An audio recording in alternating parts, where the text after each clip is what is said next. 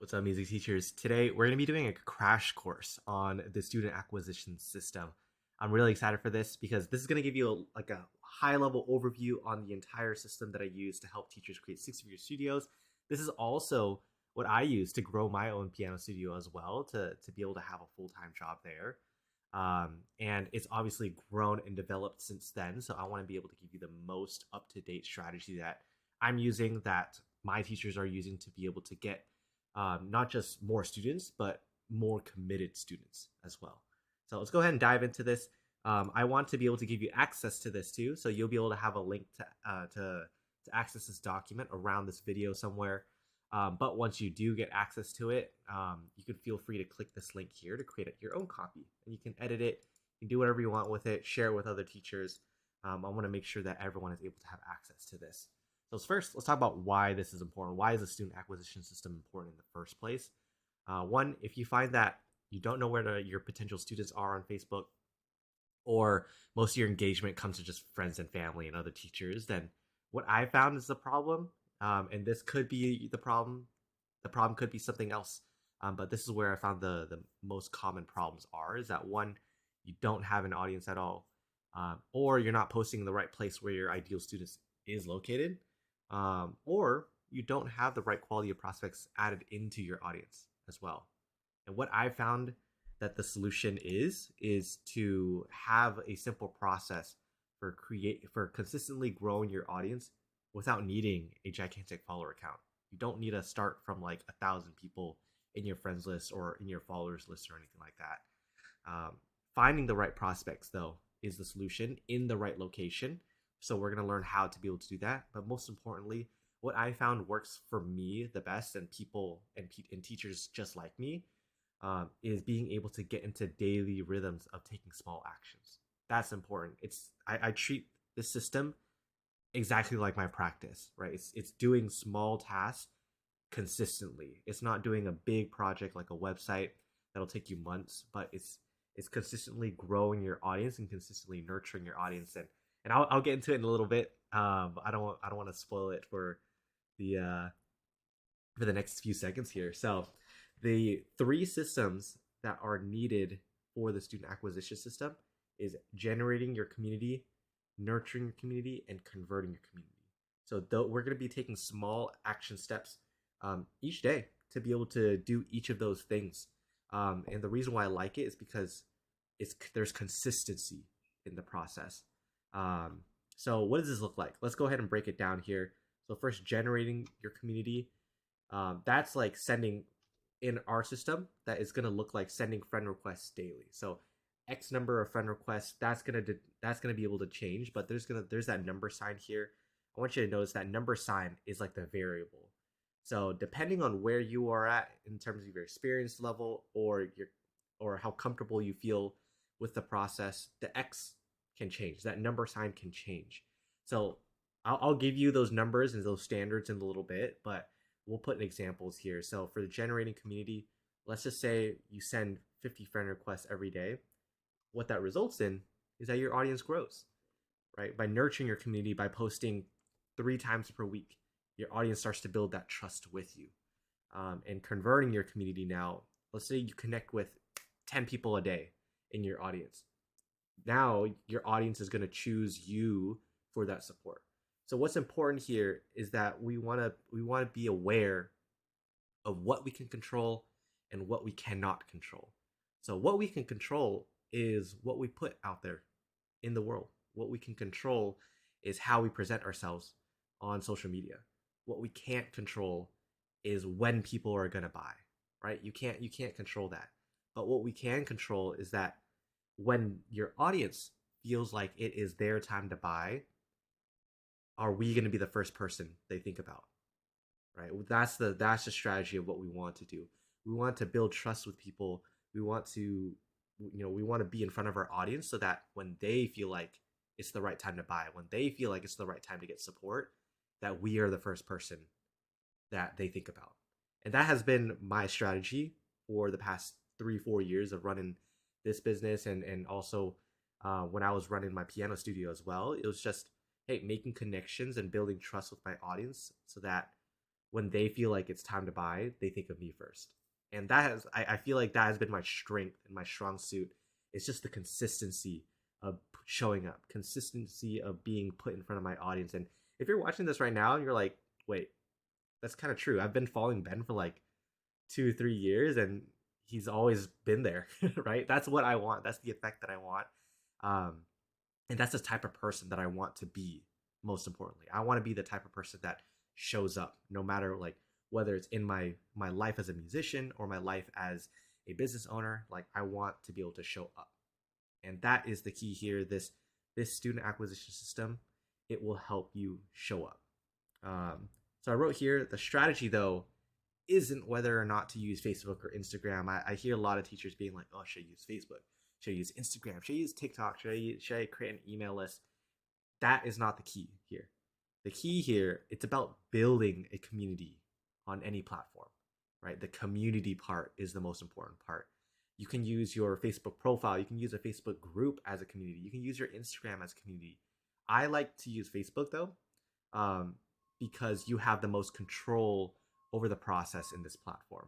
And I'll show you why you have that control in the first place. But let's give examples. I'll prove this to you by giving you examples on like, it doesn't matter what you do as long as you understand the concept here. So first, generating your community. You can do that through your Facebook friends list. You can create a community through your Facebook group members if you actually build a Facebook community, right? And that's a big part of the strategy that I teach my teachers as well, but it's not dependent on that. You can create a community using your Instagram followers. You can create a community with your email list subscribers, YouTube subscribers as well. I've been creating a community on that as well, slowly, but it is growing. Nurturing your community now. So this is the content creation part that comes into play. You can do text posts on Facebook. You can post pictures on Instagram. You can post videos on YouTube. Podcasts too. People create communities based on the audio on podcasts. Um, one of my teachers, has a podcast of her own, and she has grown her community just strictly based on the podcast already as well. And that's just audio. And then the converting the community part, right? So how do we do this exactly? Well, it's building connections through the DMs, building connections through calls, like booking calls or booking trial lessons if you already do that, right? Probably like if you are looking at the system and you're like, wait, this seems very familiar, or it's not really different than what I'm already doing, then that's awesome, right? Then you are doing the right steps. But I want to be able to give you a system on how to exactly do this so that you understand each step along the process here. And then lastly, like converting your community. If you are selling a course or something and all you really need to do is just send a checkout link, then that's also that falls under that umbrella as well. So I just want you to first have an understanding on the systems here, because like although I'm going to talk specifically about Facebook, this system is not directly tied to Facebook. It's directly tied to the concepts that we are using here. And what the platform that I'm choosing to just use is Facebook again, because you have control over that. So let's talk about how to start implementing this. How do I start doing this today, Ben? We're gonna talk about this through the lens of using a Facebook profile. So first, I want to talk about what's the difference between organic marketing and paid marketing, because I know there's going to be a lot of teachers that have questions on should I run Facebook ads or anything like that. Quick answer: we're not going to talk about Facebook ads right now. For this training, we're going to start with organic marketing, because paid marketing should just be an amplification of your organic marketing. So I kind of think of it like organic marketing is what you do in the practice room. Paid marketing is a little bit more pressure now because you're paying for your leads, right? It's kind of like the performance, but your performance is only an amplification of what happens in the practice room. So same thing here. Let's talk about like what's the difference really. If you don't know the difference here, I want to be able to shed lights on that. So organic marketing, how I see that is the free stuff. So you don't need to pay, but it naturally has slower speed and lower quality of leads. It's just naturally going to do that. So just be aware as you're going through this process, you're going to run into people who maybe aren't your ideal audience in the first place. But that is what you pay for with organic marketing. You pay with your time sifting through leads that may or may not be your audience. This is a good option though if you have more time than money, and if you need time to build your skills of marketing and sales as well. So paid marketing, That's like Facebook ads, that's like YouTube ads, Google ads, and things like that. You pay for speed and quality of your leads. So you give these companies your money, but they give you your better quality leads faster. This though is a good option if you have more money than time, right? And if you want to accelerate your skills of marketing and sales, this is a good option as well. I don't believe in you have to start with organic marketing, but just be aware and just understand that if you're going to start paying for your leads, you're going to build your skills real quick because you're going to have to convert them in order to get your money back, in order to get your return on investment. So I just want to put that out there. We are going to be talking about organic marketing here. So first, all right, let's get into the good stuff. So generating your community. Again, this is going to be a high level overview. I don't have enough time to go deep step by step into this, but I want to make sure I give you enough information so that you can understand the process and start using it. Start using it and start learning how to use it as well. So generating the community. This is on Facebook. This is done by joining 5 to 10 Facebook groups where your ideal students are located. So what this means is it's going on Facebook. Go to the Facebook search bar, look up different groups, look up keywords that you think your ideal students are looking up. If you were a student, what would you be looking up to get help?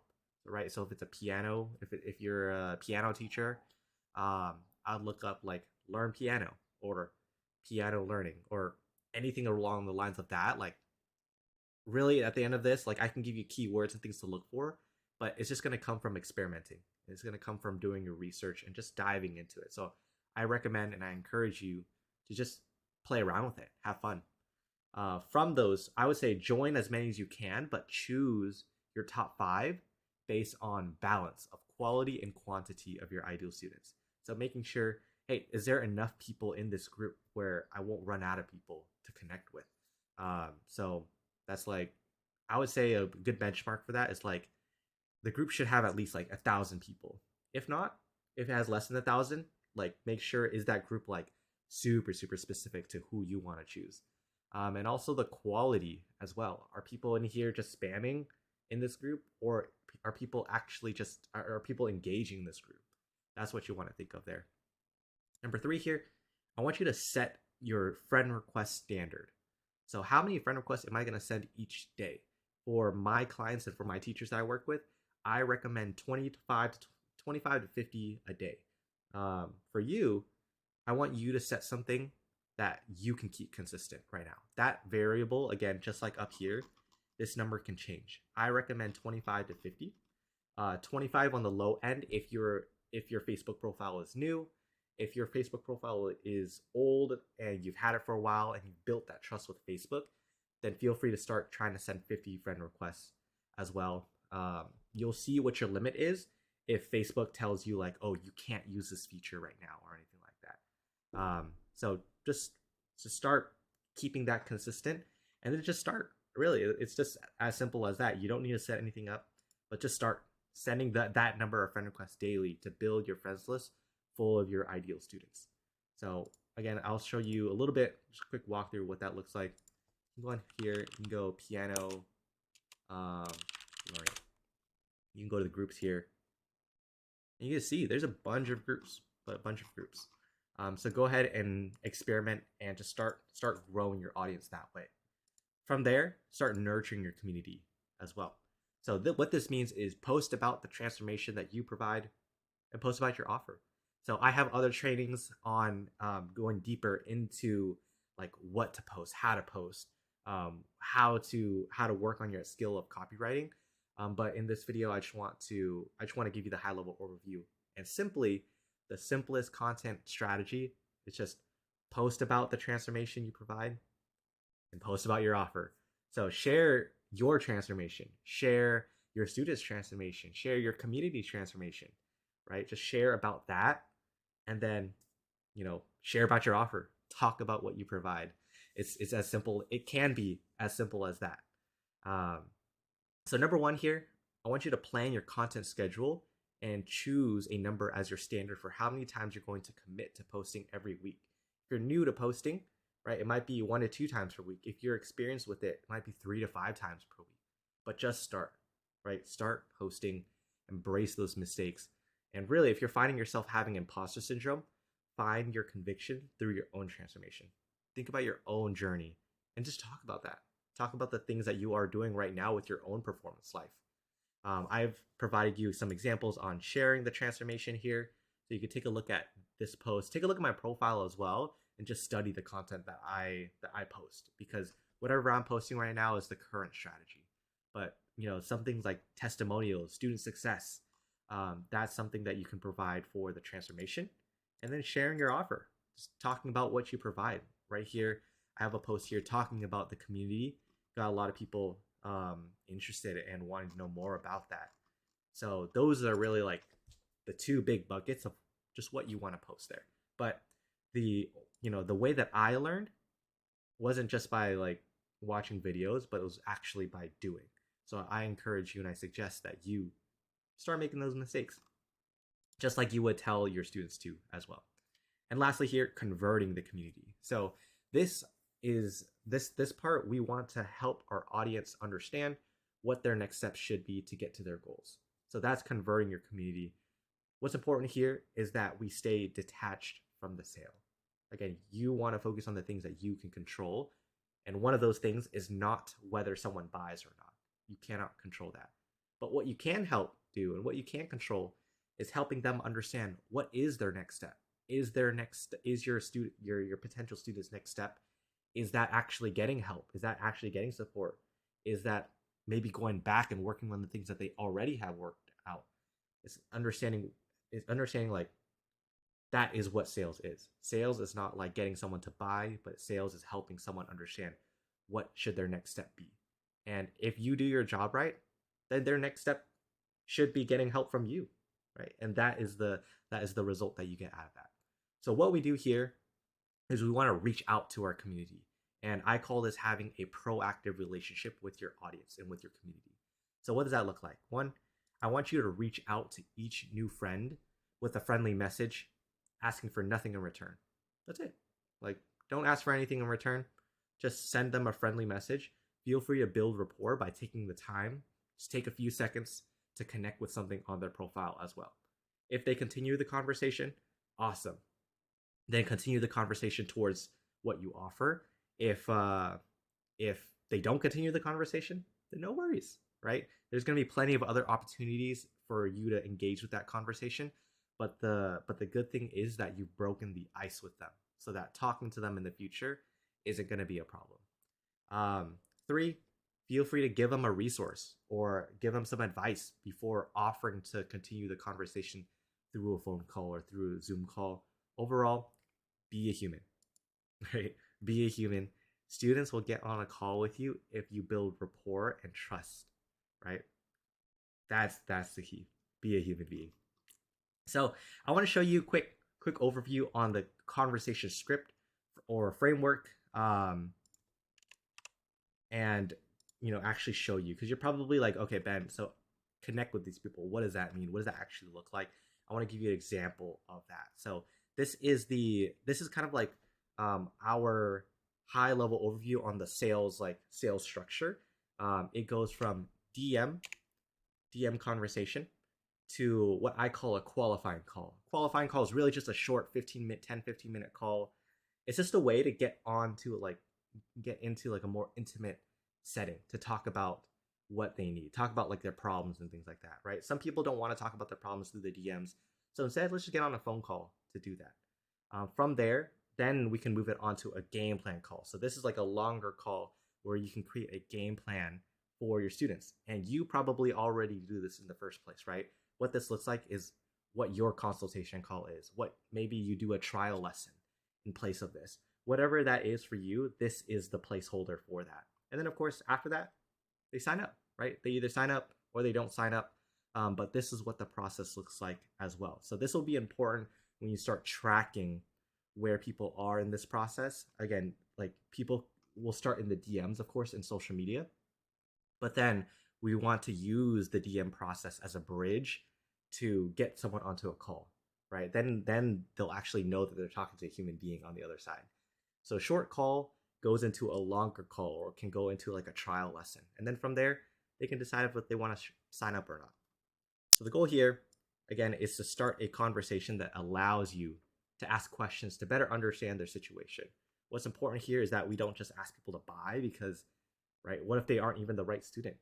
Like, it's going to make your life worse. It's going to make their life worse. So how we structure that though is you always want to start with so this is like the framework, the conversation framework that we have in the DMs. So I'll give you example questions here. What's important is that you don't copy my questions, but you emulate them. So you understand the concept and that you use your own language, use your own way of speaking to create questions of your own. So first, here's the opener. So if you are, if you have a new Facebook group, this is a good one to use. It'd be like, hey Ben, thanks for joining my group. Is it cool if I ask you a few questions to see if I can help in any way? Right? Like, super simple. You can start this opener in any way. It's just like, what I like to do is have the opener end with a yes or no question. That's going to make it easy for your prospects to answer you. And rather than being like, hey, how's your day going? Right? Or like, hey, what can I help you with? It's like such an open-ended question that these people, they haven't really built any trust with you. So they're not going to take the time out to answer a long-winded question like that. So make your first question that you ask really simple, just a yes or no question. From there, we want to ask about what their current situation is. So thinking, what do I need to know as a teacher to understand their current situation, right? What are you doing right now to work on your performances, or yada, yada, yada. So these are the questions that you will refine as you ask them. So be okay and be okay with making those mistakes, again, in the DMs. So from there, we want to ask about their goals, right? Kind of like what you already do probably in your consultation calls, but ask about their goals, ask about their challenges. But at the end of that conversation, when you have an understanding of like, okay, I could potentially help this person out, then you want to give them a call offer. So you can say something like, hey, hey, don't worry, I've had a lot of students go through these problems like that too. You have like 10, 15 minutes today or tomorrow. I can share a few insights on what's worked for them for a few minutes over like a messenger call, if that's easier. So the point of the call offer is that if you want to book more calls, you ask people to get on a call, right? The number of calls that you actually book is directly correlated to how many calls you actually offer. People aren't just going to like flock and like knock on your door all the time. So what we just have to do is you want to give them that opportunity. So that's how I think about it. The call offer is not you like pressuring them to get on a call, but it's simply just presenting an opportunity for them. Hey, I want to give you an opportunity. I just want to ask, like, do you want to get on a call? Because it'd be a lot easier than just going back and forth over Messenger. Me personally, I don't like DMing that much, or I don't like spending all of my time DMing. I like actually talking to people and having that human conversation. So if you have that same intention as well, people will feel that. So that is the conversation script and framework. If you have any questions with anything in this crash course, feel free to reach out and DM me. I'll be able to help out. I want to make sure you have a lot of clarity with this. You can have all the tools though, but if you don't have action, if you don't have consistency, and you don't have optimization, none of this is going to work. Because that's the same exact way that we have grown as musicians as well. We've taken action, we've practiced consistently, but we've also optimized, right? We don't just practice, but we aim towards perfect practice, right? We want to optimize that. So same thing here. I want to be able to help give you that. That's what I do with like my clients and my teachers I work with. And what I want to do with you is I want to help you be able to optimize your skills of marketing and of sales.